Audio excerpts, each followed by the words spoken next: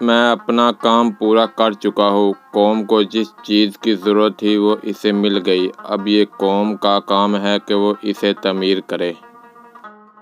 ہم جتنی زیادہ تکلیفیں اور قربانی دینا سیکھیں گے، اتنی ہی زیادہ پاکیزہ، خالص اور مضبوط قوم کی حیثیت سے ابھریں گے۔ جیسے سونا آگ میں تپ کر کندن بن جاتا ہے۔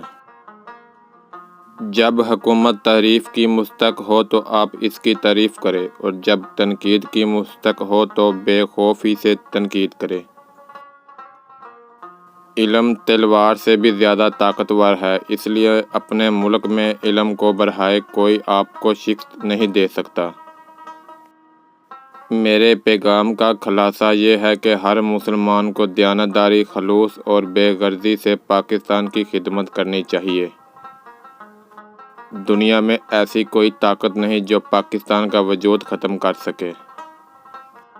بڑے سے بڑے اور چھوٹے سے چھوٹے ہم سب مملکت کے ملازم اور خادم ہیں۔ میں درست فیصلہ لینے پر یقین نہیں رکھتا، بلکہ فیصلہ لے کر اسے بہترین فیصلہ ثابت کرتا ہوں۔ کوئی قوم جدوجہد اور قربانی کے بغیر آزادی حاصل نہیں کر سکتی۔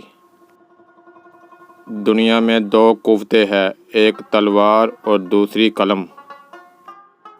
گلاب کو خواہ کسی بھی نام سے پکارا جائے، اس کی خوشبو میں فرق نہیں آئے گا۔ ہم سب بھائی بھائی ہیں، یہ مصنوعی حد بندیاں ہمیں علیحدہ نہیں کر سکتی۔ کوئی بھی فیصلہ لینے سے پہلے 100 بار سوچ لو، لیکن جب فیصلہ لے لو اس پہ ڈٹ جاؤ۔ اگر ہم اس عظیم مملکت پاکستان کو خوش اور خوشحال بنانا چاہتے ہیں تو اپنی پوری توجہ لوگ بخصوص غریب طبقے کی فلاح و بہبود پر مرکوز کرنی پڑے گی۔ ہم تو مٹ جائیں گے، اے ارض وطن تم کو زندہ رہنا ہے، قیامت کی صحرا ہونے تک۔ دنیا میں ایسی کوئی طاقت نہیں جو پاکستان کا وجود ختم کر سکے۔